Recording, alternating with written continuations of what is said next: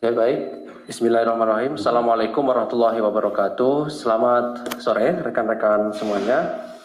Hari ini kami akan menyampaikan terkait dengan perkembangan penanganan perkara.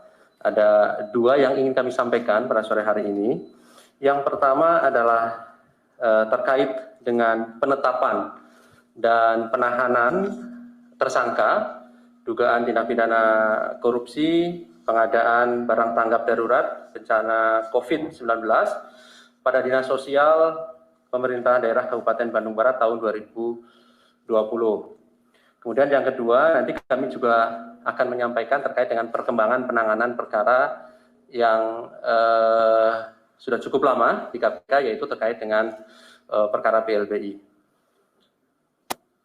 Yang pertama nanti akan disampaikan hadir sore hari ini Pak Pimpinan, Pak AM, dan kemudian Deputi Penindakan Pak Karyoto akan menyampaikan terkait dengan perkembangan penanganan perkara di Bandung Barat. Ya, jadi setelah kemudian nanti poin-poin ini dibacakan, nanti tahanan akan kembali ke belakang. Ya, kemudian yang kedua akan disampaikan terkait dengan perkembangan perkara BLPI. Setelah itu baru kemudian kami persilahkan satu sesi untuk 3 orang penanya untuk bertanya lebih lanjut terkait dengan materi perkembangan perkara yang disampaikan pada sore hari ini. Baik, kami silakan Pak Alek untuk menyampaikan terkait dengan perkembangan penanganan perkara di Bandung Barat. Kami silakan Pak. Oke. Terima kasih Mas Ali. Selamat sore teman-teman wartawan. Kami akan menyampaikan informasi terkait dengan perkembangan penyidikan perkara dugaan tindak pidana korupsi, pengadaan barang tanggap darurat bencana pandemi COVID-19 pada Dinas Sosial Pemerintah Daerah Kabupaten Bandung Barat tahun 2020. Setelah melakukan proses penyelidikan dan menemukan bukti permulaan yang cukup, KPK meningkatkan status perkara ini ke tahap penyidikan pada bulan Maret tahun 2021 dengan menetapkan tersangka AUS, Bupati Bandung Barat periode 2018-2023, AW, swasta, MTG, pemilik PT JDG, dan CVSSGCL. Dalam proses penyidikan perkara ini, tim penyidik KPK telah melakukan pemeriksaan terhadap 30 orang saksi terdiri dari ASN pada Pemkab Bandung Barat dan beberapa pihak swasta lainnya. Atas perbuatan tersebut, US disangkakan melanggar pasal 12 huruf I dan atau pasal 15 dan pasal 12B besar gratifikasi Undang-Undang Nomor 31 Tahun 99 tentang Pemberantasan Tindak Pidana Korupsi sebagaimana telah diubah dengan Undang-Undang Nomor 20 Tahun 2001 tentang perubahan atas Undang-Undang Nomor 31 Tahun 99 tentang Pemberantasan Tindak Pidana Korupsi junto pasal 55 ayat 1 ke 1 junto pasal 56 KUHP. Sedangkan AW dan MTG disangkakan melanggar pasal 12 huruf I dan atau pasal 15 Undang-Undang Nomor 31 Tahun 99 tentang Pemberantasan Tindak Pidana Korupsi sebagaimana telah diubah dengan Undang-Undang Nomor 20 Tahun 2001 tentang perubahan atas Undang-Undang Nomor 31 Tahun 99 tentang Pemberantasan Tindak Pidana Korupsi junto pasal 55 ayat 1 ke 1 junto pasal 56 KUHP. Untuk kepentingan penyidikan, tim penyidik melakukan penahanan terhadap tersangka MTG untuk 20 hari ke depan, terhitung mulai tanggal 1 April 2021 hari ini, sampai dengan tanggal 20 April 2021 di Rutan KPK Cabang Pongda Jaya Guntur. Sebagai upaya antisipasi penyebaran COVID-19 di lingkungan Rutan KPK, tersangka akan lebih dahulu dilakukan isolasi mandiri selama 14 hari pada Rutan KPK Kapling C1. Sedangkan 2 tersangka yaitu AUS dan AW hari ini telah dilakukan pemanggilan namun yang bersangkutan mengkonfirmasi tidak bisa hadir karena sakit. Tim penyidik akan melakukan penjadwalan dan pemanggilan ulang yang akan kami informasikan lebih lanjut dan mengingatkan agar para tersangka kooperatif hadir memenuhi panggilan dimaksud. Adapun konstruksi perkaranya diduga telah terjadi pada bulan Maret tahun 2020 karena adanya pandemi COVID-19, pemerintah daerah Kabupaten Bandung Barat kemudian menganggarkan jumlah dana untuk penanggulangan pandemi COVID-19 dengan melakukan refocusing anggaran APBD tahun 2020 pada belanja tidak terduga. Bulan April tahun 2020 diduga ada pertemuan khusus antara AUS dengan MTG yang membahas keinginan dan kesanggupan MTG untuk menjadi salah satu penyedia pengadaan paket bahan pangan sembako pada Dinas Sosial Kabupaten Bandung Barat dengan kesepakatan adanya pemberian komitmen fee sebesar 6% dari nilai proyek. Untuk merealisasikan keinginan MTG, kemudian AUS memerintahkan Kadis Sosial Kabupaten Bandung Barat dan Kepala UKPBJ untuk memilih dan menetapkan MTG sebagai salah satu penyedia pengadaan paket sembako pada Dinas Sosial Kabupaten Bandung Barat. Bulan Mei tahun 2020, AW menemui AUS untuk turut dilibatkan menjadi salah satu penyedia pengadaan sembako dampak COVID-19 di Kabupaten Bandung Barat, yang langsung disetujui AUS dengan kembali memerintahkan Kadis Sosial dan PPK Dinsos Dinas Sosial Kabupaten Bandung Barat agar ditetapkan. Kurun waktu April sampai dengan Agustus tahun 2020 di wilayah Kabupaten Bandung Barat dilakukan pembagian bantuan sosial bahan pangan dengan dua jenis paket, yaitu bantuan sosial jaring pengaman sosial dan bantuan sosial terkait pembatasan sosial berskala besar sebanyak 10 kali pembagian dengan total realisasi anggaran senilai 52,1 miliar. Dengan menggunakan bendera CV JCM dan CVSJ, AW mendapatkan paket pekerjaan dengan total senilai 36 miliar rupiah untuk pengadaan paket bahan pangan bansos jaring pengaman sosial dan pengadaan paket bahan pangan bansos sama ini jaring pengaman sosial. Sedangkan MTG dengan menggunakan PT JDG dan CPSSGCL mendapatkan paket pekerjaan dengan total senilai 15,8 miliar untuk pengadaan bahan pangan bansos jaring pengaman sosial dan bansos PSBB. Dari kegiatan pengadaan tersebut, AUS diduga telah menerima uang sejumlah sekitar 1 miliar rupiah. MTG diduga telah menerima keuntungan sejumlah sekitar 2 miliar rupiah, dan AWI juga diduga menerima keuntungan sejumlah sekitar 2,7 miliar. Perbuatan AUS selaku kepala daerah yang ditugaskan untuk mengawasi pengadaan barang dan jasa dalam keadaan pandemi COVID-19 namun terlibat dalam pengadaan tersebut merupakan perbuatan yang tidak sesuai dengan etika pengadaan dan peraturan pengadaan barang jasa. Dan perbuatan tersebut melanggar sumpah jabatan seorang kepala daerah, di mana seorang kepala daerah dilarang melakukan korupsi, kolusi, dan nepotisme, dan menerima uang, barang, dan atau jasa dari pihak lain yang mempengaruhi keputusan atau tindakan yang akan dilakukan. KPK mengingatkan kepada seluruh kepala daerah agar tetap memegang teguh janji dan sumpah selaku kepala daerah dengan tidak melakukan praktek dan perilaku yang koruptif dengan kewenangan yang dimiliki. Demikian kami sampaikan, terima kasih. Baik, terima kasih Pak M yang telah membacakan poin-poin terkait dengan penetapan dan penahanan tersangka perkara dimaksud. Sebagaimana yang telah kami sampaikan bahwa setiap kegiatan penyidikan KPK akan menyampaikan konstruksi perkara secara detailnya adalah ketika sudah dilakukan upaya paksa, baik itu penangkapan maupun penahanan terhadap tersangka, dan hari ini sudah dilakukan. Berikutnya, kami akan menyampaikan juga terkait dengan perkembangan penanganan perkara BLBI, yaitu penyidikan dugaan korupsi atas nama tersangka ISN dan SN. Ya.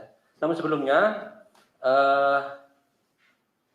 tahanan akan kembali lebih dahulu ke belakang, baru nanti setelah itu kami persilakan untuk kalau ada pertanyaan dari rekan-rekan, kami persilakan ya setelah dibacakan poin-poin yang kedua.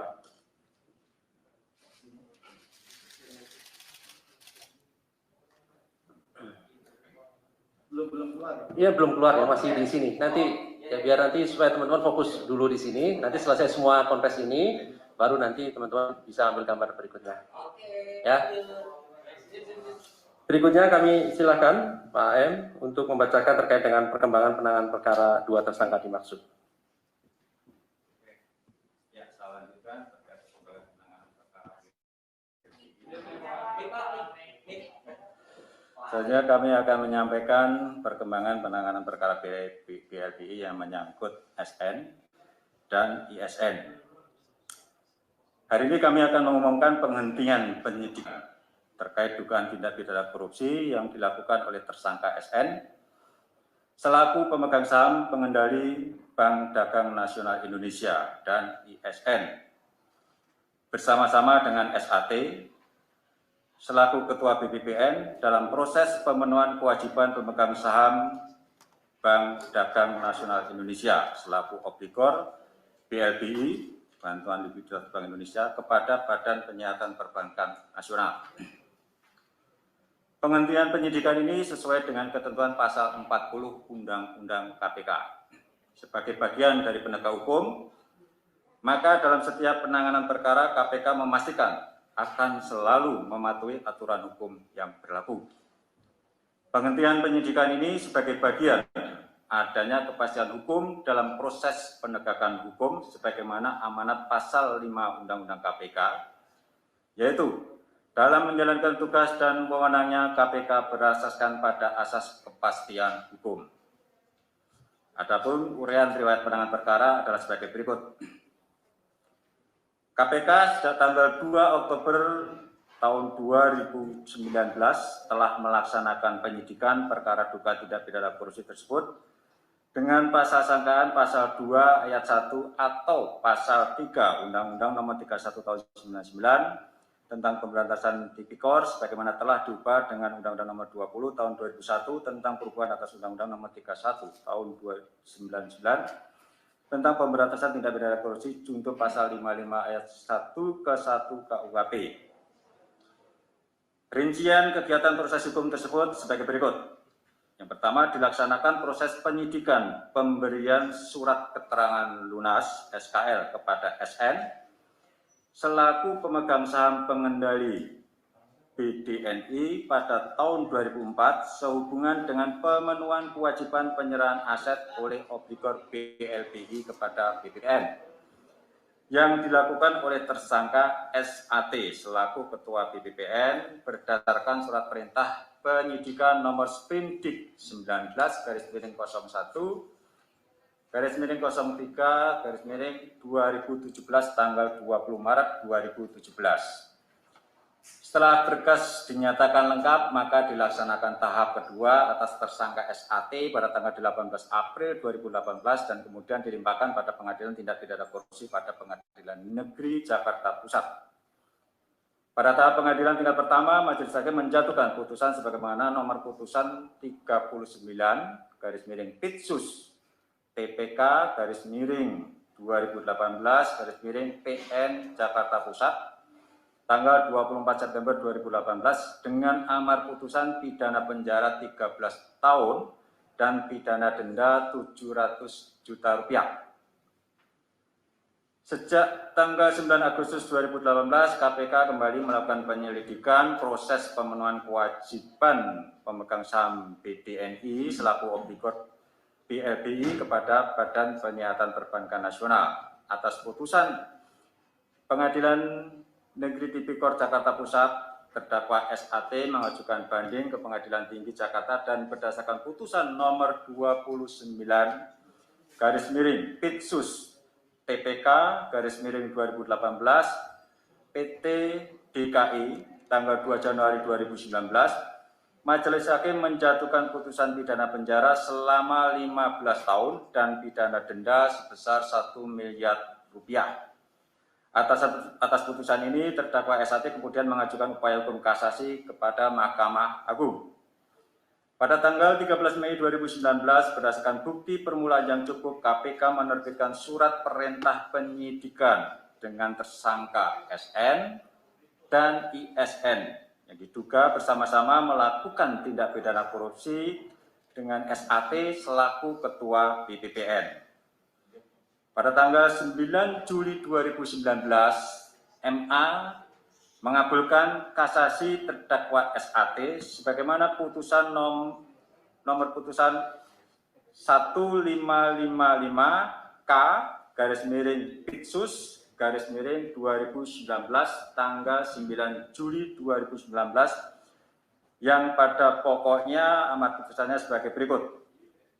Pertama, mengabulkan permohonan kasasi dan pemohon kasasi garis miring terdakwa Syafruddin Arsyad Tumenggung. Membatalkan putusan Pengadilan Tinggi Pidana Korupsi pada Pengadilan Tinggi DKI Jakarta nomor 29 garis miring Pitsus TPK garis miring 2018 garis miring PT DKI tanggal 2 Januari 2019 yang mengubah amar putusan Pengadilan Tindak Pidana Korupsi pada Pengadilan Negeri Jakarta Pusat nomor 39 garis miring Pitsus garis miring TPK garis miring 2018 garis miring PN Jakarta Pusat tanggal 24 September 2018 menyatakan terdakwa Syafruddin Arsyad Tumenggung terbukti melakukan perbuatan sebagaimana didakwakan kepadanya, akan tetapi perbuatan itu tidak merupakan suatu tindak pidana. Keempat, melepaskan terdakwa tersebut oleh karena itu dari segala tuntutan hukum. Yang kelima, memerintahkan agar terdakwa dikeluarkan dari tahanan. Jaksa Eksekutor KPK telah melaksanakan putusan dengan cara mengeluarkan terdakwa dari tahanan rutan KPK pada hari Selasa tanggal 9 Juli tahun 2019. Pada tanggal 17 Desember 2019, KPK mengajukan upaya hukum luar biasa, yakni mengajukan PK atas putusan kasasi SAT nomor 155 K garis miring Pitsus garis miring 2019 tanggal 9 Juli 2019. Selanjutnya pada tanggal 16 Juli 2020 permohonan PK KPK ditolak berdasarkan surat MARI nomor 2135 garis miring Panmut Pitsus ini Panitra Muda Pitsus garis miring 7 Romawi garis miring 2020 tanggal 16 Juli 2020. Upaya KPK sampai dengan diajukan peninjauan kembali perkara dimaksud telah dilakukan, akan tetapi berdasarkan putusan Mahkamah Agung atas kasasi SAT nomor 155K Pitsus 2019 tanggal 9 Juli 2019 dengan terdakwa Syafruddin Arsyad Tumenggung yang menyatakan bahwa perbuatan terdakwa bukan merupakan tindak pidana dan melepaskan terdakwa dari segala tuntutan hukum. Maka KPK meminta pendapat dan keterangan ahli hukum pidana yang pada pokoknya disimpulkan bahwa tidak ada upaya hukum lain yang dapat ditempuh KPK. Dengan mengingat ketentuan pasal 11 Undang-Undang KPK, dalam melaksanakan tugas sebagaimana dimaksud dalam pasal 6 huruf E, KPK berwenang melakukan penyelidikan, dan penuntutan terhadap tindak pidana korupsi yang melibatkan aparat penegak hukum, penyelenggara negara, dan orang lain yang ada kaitannya dengan tindak pidana korupsi yang dilakukan oleh aparat penegak hukum atau penyelenggara negara. KPK berkesimpulan syarat adanya perbuatan penyelenggara negara dalam perkara tersebut tidak terpenuhi, sedangkan tersangka SN dan ISN berkapasitas sebagai orang yang turut serta melakukan perbuatan bersama-sama dengan SAT selaku penyelenggara negara. Maka KPK memutuskan untuk menghentikan penyidikan perkara atas nama tersangka SN dan ISN tersebut. Demikian kami sampaikan, terima kasih. Baik, terima kasih kepada Pak Alek yang telah membacakan perkembangan penanganan perkara dengan tersangka SN dan ISN dimaksud. Kami silakan 3 orang penanya terkait 2 hal ya. Yang pertama adalah perkara Bandung Barat, yang kedua adalah perkara BLBI. Silakan.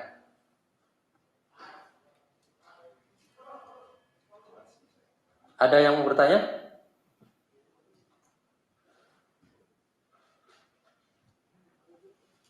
Mas Aryo? Udah cukup jelas?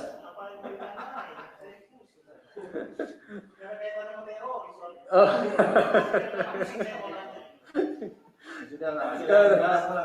Sudah. Ya. Sebentar, kalau yang lain sebentar ya. Yang terkait dengan ini dulu, ada ya di belakang, Mas Sabir ya.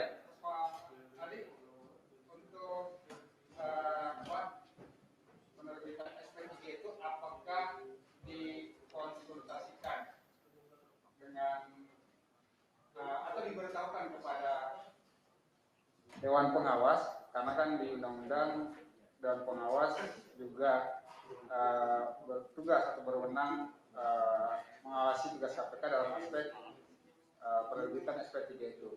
Yang kedua, untuk SP3 ini apakah kapan penerbitan secara resmi, maksudnya tanggalnya berapa gitu ya, biar kita tahu apakah hari ini, per hari ini, atau sebelumnya ditandatangani SP3-nya. Yang tanda tangan itu siapa, apakah pimpinan, kalau seprindik kan seperti itu, apakah SP3 juga diterbitkan itu ditandatangani oleh pimpinan atau oleh siapa. Yang ketiga, kalau seprindik kan disampaikan kepada pihak pihak yang berperkara dan artian tersangka gitu ya, apakah SP3 ini juga ditembuskan kepada dua tersangka yang kasusnya dihentikan? Kan mekanismenya kan belum ada tuh dalam proses yang sebelumnya. Nah, apakah juga ditembuskan agar misalnya pihak Samsung Sayong atau ICI mengetahui bahwa kasusnya sudah dihentikan? Itu 3 pertanyaan dari saya. Tadi ada titipan pertanyaan Pak dari teman lain soal kasus Bandung Barat ini, pasalnya kan 12 ya, pasal suap. Nah, ya pasal suap ya Pak. 12I ya, konflik pengadaan dalam benturan dalam kepentingan ya. pengadaan. Nah, itu kemudian kenapa ada penerimaan, dan artinya kan ketika benturan kepentingan ada penerimaan suap. Nah, kenapa tidak dijuntukkan dengan pasal suap gitu Pak? Yang kedua, soal ini kan bansos COVID ya Pak, bansos sudah terkait dengan bencana. Kenapa tidak diterapkan pengadaan untuk pasal 2 ayat 1 atau pasal 3? Ada kerugian negara gitu Pak. Apa misalnya, atau Pak Deputi bisa menyampaikan apakah dalam proses penyidikan atau penyelidikan sebelumnya tidak ditemukan unsur-unsur pasal penyalahgunaan kewenangan sehingga kerugian negara, atau seperti apa sehingga pasal 12I benturan kepentingan itu dipakai gitu. Terima kasih. Baik, terima kasih Mas Sabir. 1 ya, ada lagi? Oke, 2. Mas Arya silakan. Ya, nambahin aja. Ini paling, ini kan perkara pertama KPK menggunakan kewenangannya melakukan SP3 pasca revisi KPK itu sendiri. Kalau bahasa infotainmentnya, bagaimana perasaannya, gitu kan. Terus kedua, apakah dari sekian banyak kasus yang masih running ini berpotensi juga melakukan kewenangan kedua dan seterusnya akan digunakan oleh KPK. Ya, artinya ini kan ada formasi yang cukup berbeda ketika KPK sendiri menggunakan senjata pamungkas SP3 ini untuk kali pertama. Artinya ada berbagai pertimbangan, berbagai analisa. Kemudian terbitlah SP3 ini, nggak mungkin ujuk-ujuk kan begitu. Dan sebelumnya ada perkara-perkara sebelumnya yang sedikit mungkin agak kontroversi, misalkan Ergelino gitu kan, walaupun hanya ditemukan biaya perawatan, pengadaannya nggak ditemukan kerugian misalkan. Ini kan terus dulu kita pernah ada penetapan tersangka terkait Direktur BCA kalau nggak salah, entah ujuk-ujuk kemana itu kasus kan gitu loh, siapa namanya itu lupa saya. Nah ini kan banyak kasus yang seperti itu. Apakah memang nanti ke depan KPK akan tetap berpotensi melakukan senjata pamungkas SP3 ini gitu loh. Terus untuk kasus lainnya Pak Alek yang mungkin sedikit berkaitan soal Dikjur Pak Alek ya, terkait pencegahan dan terutama bisnis dan pajak. Ini kasus pajak yang belakangan ini sudah sejauh mana update? Minimal update. Saya tidak menanyakan bagaimana materi. Ya kita tahulah geledah di mana-mana gitu kan, di Kalimantan, di mana karena banyaknya cabang atau apa. Sedikit update bahwa proses ini sudah dalam berapa persen? 65-75% dalam proses penyidikan hingga menetapkan tersangka atau melakukan penahanan. Minimal di level itu dulu Pak. Itu aja dulu Pak Alek, makasih. Oke, makasih Mas Mario. Terakhir satu kesempatan. Tidak ada ya, dua aja ya. Baik. Baik, terima kasih Mas Mario, Mas Habib. Silakan Pak. Terkait dengan lapor ke Dewas, pasti kita sudah lapor pada Dewas terkait dengan penerbitan SP3, dan SP3 itu sudah kita terbitkan kemarin bertanggal 31 Maret tahun 2021. Terkait apakah nanti akan disampaikan kepada tersangka, tentu kami akan memberitahukan atau menyampaikan surat penghentian penyidikan tersebut. Ya. Kemudian terkait kenapa tidak pasal suap, ya, terkait dengan apa Bandung Barat tadi ya, perkara kode tentu berdasarkan analisis dari penyidik dan JPU pada saat ekspos itu tidak ditemukan adanya suap, ya, artinya tidak ada penyalahgunaan kewenangan ya, yang dilakukan oleh bupati sehubungan dengan jabatan atau kewenangannya. Tapi semata terjadi konflik kepentingan bahwa seorang kepala daerah yang mempunyai kewajiban melaksanakan atau melakukan pengawasan terhadap suatu kegiatan, ya, tetapi justru ikut terlibat dalam proses kegiatan itu sendiri. Nah, melibatkan yang bersangkutan dan juga anaknya, kalau tidak saya, anak yang bersangkutan, ya, menunjuk langsung kerabat dekatnya, yaitu anaknya. Nah, dari situ saja kita sudah melihat bahwa terjadi konflik kepentingan dalam proses pengadaan sembako tersebut. Nah, kemudian Mas Mario terkait dengan terhadap kasus-kasus lama, apakah ada kemungkinan akan didapatkan SP3 lagi? Tentu kita akan melihat case by case-nya, Mas Mario.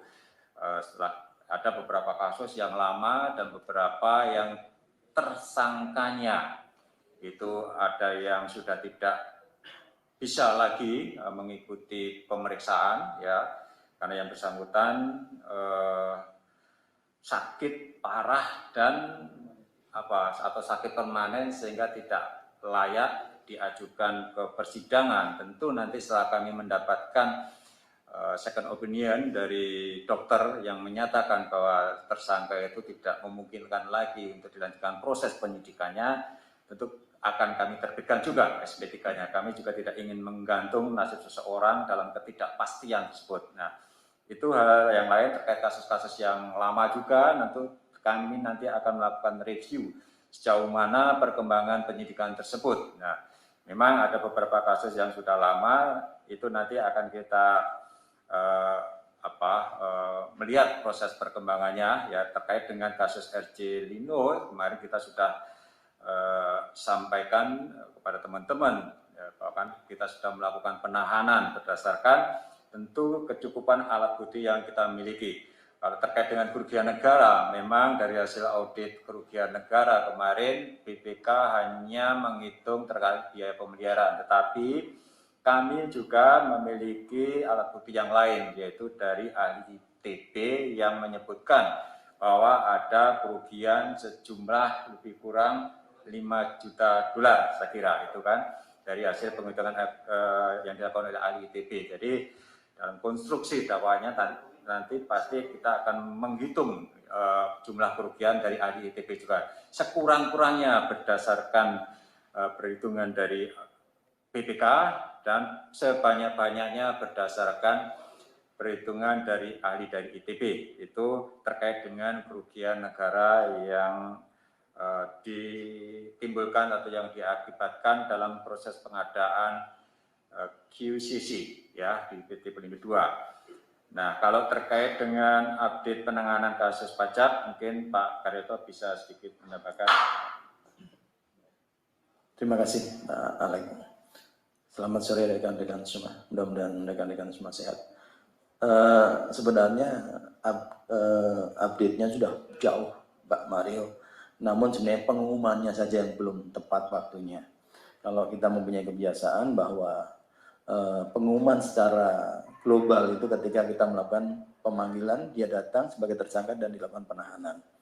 Saya akan tidak bicara secara vulgar, tapi saya katakan bahwa di pajak kemarin itu terjadi beberapa klaster kelompok 1, kelompok 2, dan kelompok 3. Ini yang baru masuk, naik di penyidikan baru kelompok 1. Dan ini juga jalannya baru sekitar 70%. Dan dari 70% ini, yang memberikan semangat kepada kita ini sebagai penyidik, kita mendapatkan ya barang-barang hasil yang diduga sebagai hasil kejahatan itu cukup signifikan sekali.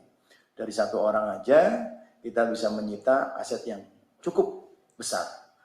Mungkin kami tidak bisa memberikan lanjut lagi, nanti pada saatnya mudah-mudahan di bulan April akhir nanti bisa kita melakukan upaya paksa.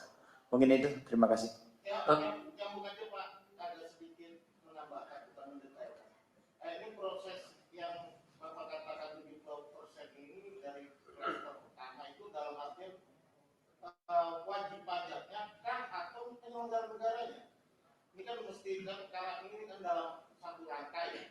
Kan selama ini hanya yang digembar-gemborkan itu kan sebelumnya Menteri Keuangan, Konver, Menokar, Ketika, salah satu seorang pejabatnya. Apakah di klaster yang mana ini? Yang kita naikkan dalam DIK ini adalah baru klaster konsultan pajak dan penyelenggara negara atau para petugas-petugas pajak itu sendiri. Itu. Oke ya, Mas Mario, terima kasih. Cukup? Menambahkan yang bintang aja nih Pak, ini kan lumayan besar dan tidak ada sedikit pun semacam pencerahan dari pimpinan atau dari Pak Deputi ini soal ini kan adanya semacam pemungutan cukai yang kita tahu kan ini berkaitan juga dengan Batam, itu baru cukai rokok lah, belum aqua, ya kan, belum barang bil up, ini kan cukup besar sebenarnya. Gimana Pak Karyoto minimal untuk penggambaran ini arah yang mau dibidiknya ini sama cukai rokoknya atau rokok tembakau sama tembakau gorila misalkan atau gimana ini? Ini Pak Mario ini maksain. Ya dengan terpaksa saya jawab sedikit saja ya, jangan banyak-banyak.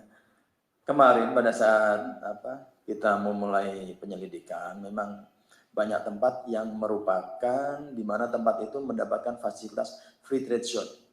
Ya kebetulan saya mantan di Batam, tahulah ya free trade zone artinya suatu daerah yang di mana ada kemudahan pembelian barang-barang tanpa cukai, ya khususnya Batam dan Bintan sama Tanjung Pinang, Karimun ya, Bang sambil lebih paham tuh.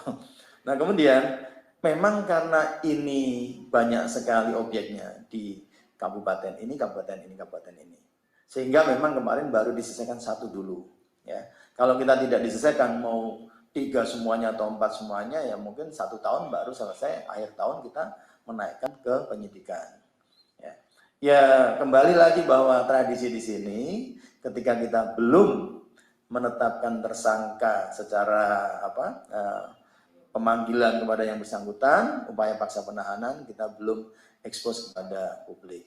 Ya mohon dipahami itu Pak Mario. Ya artinya bahwa memang ada dugaan semacam bahasanya itu ada fee kuota terkait kuota dari yang kemarin yang kuota itu ada 2 jenis yang baru kita selidiki, yaitu kuota tentang rokok dan kuota tentang mikol, minuman beralkohol. Itu aja. Makasih. Saya rasa cukup. Saya cukup, Mario semuanya. Terima kasih Pak Alek dan Pak Karyoto. Assalamualaikum warahmatullahi wabarakatuh.